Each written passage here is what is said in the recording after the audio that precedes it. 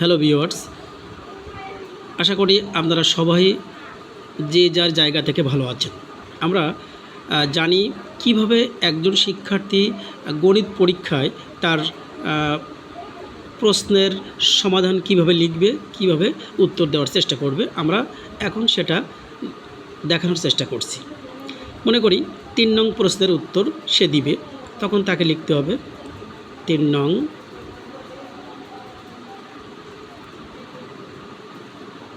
প্রশ্নের উত্তর। একটি তলে সে একই কলম দিয়ে একটি দাগ দিবে এবং অঙ্কটা যখন করবে তখন বাম পাশে লিখতে হবে সমাধান।